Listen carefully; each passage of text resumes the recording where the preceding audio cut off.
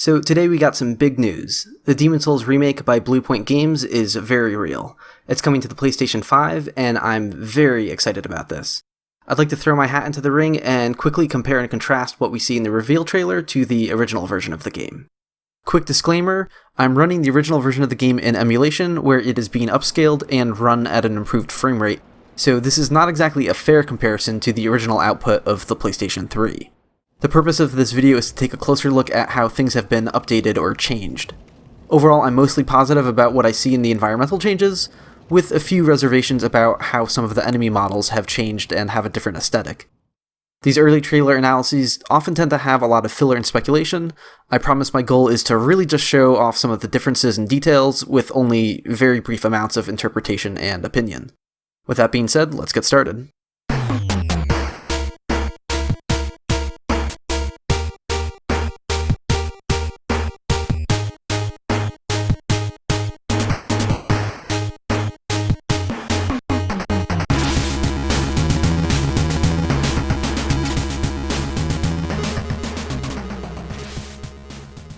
First, let's start with the still screenshots.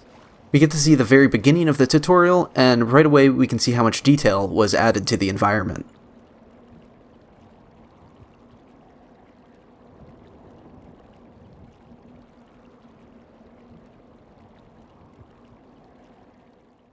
There's another screenshot from just a little bit further into the first tutorial stage, which demonstrates what is probably the most remarkable update seen out of everything so far.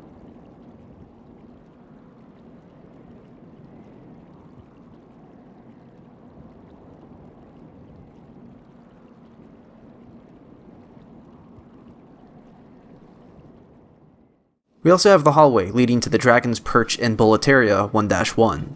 We can see it's much more overgrown, and how once again there's just a lot more detail crammed in.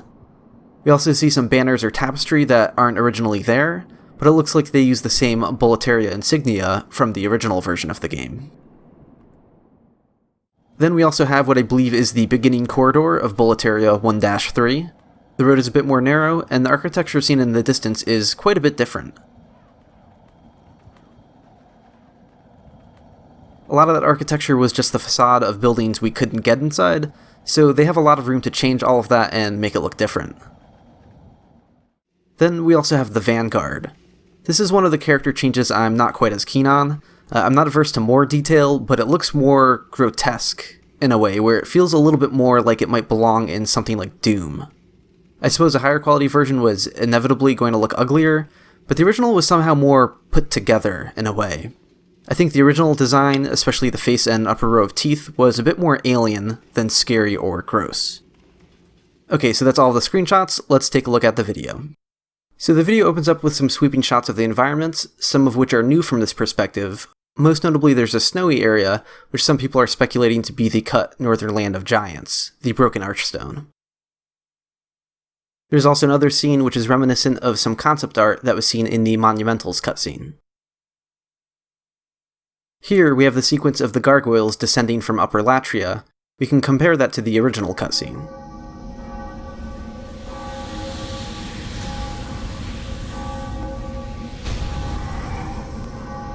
We can see some more detail in the environment once again.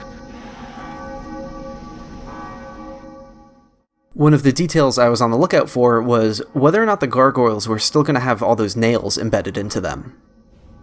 This is a detail that's easy to miss in the original version of the game.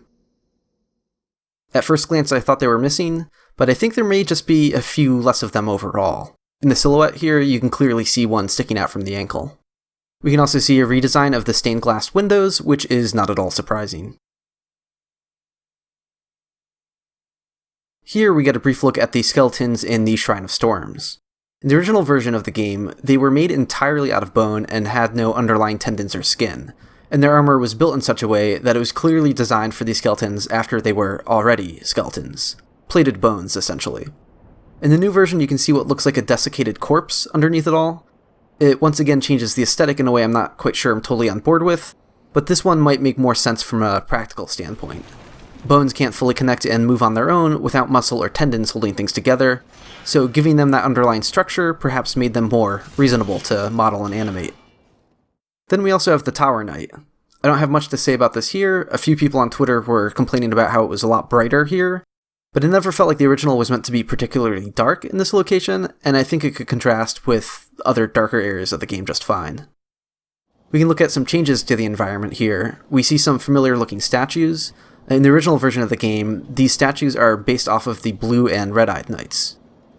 Who knows how intentional that was, or if it was just a case of reusing assets for the sake of simplicity. But here we see statues that are caped and have different looking helmets. They remind me more of the Lothric Knights of Dark Souls 3. Nonetheless, I'm curious if the knights from Demon Souls are going to be changed to look like these statues, or if these statues are simply just something else now. Then we also have the Reaper from the Shrine of Storms. I was relieved to see a cool detail remained intact. His quote-unquote wand is actually just a really long index finger, and you can see it coming from his hand here, and it clearly has to be the hand itself, as it's not something that's being gripped.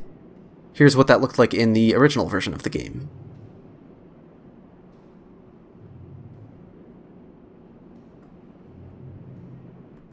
Then we have the Flamelurker, which is probably unanimously the most disliked design change seen so far. The original Flamelurker actually looked really strange. It had this stretched face, a sort of monocle-looking thing, and horns that turned downwards in a way that weren't really as menacing as it could be. What we see in the trailer just looks a lot more generic. Hopefully that's a placeholder for a more detailed model. Because this is something the Souls games tend to do pretty well. Yes, the original Flamelurker also looked generic from a distance and didn't have a blatantly distinct silhouette or anything like that. But like a lot of things in these games, it had some odd details when you looked closer. Then we also see the Dragon God destroying a new unknown location. I have no idea if that's a different event or location, or if it's just a replacement for the original title sequence. Though I will say that if they keep the boss fight the same, they're probably going to have to change how the boss is posed, because, yeah, if you take a closer look, it clips through itself pretty terribly. So I think that basically covers it.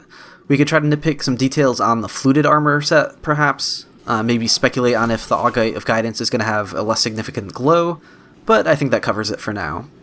Though as nitpicking some of the details, I'm still very, very excited for this overall, and I can't wait to see more.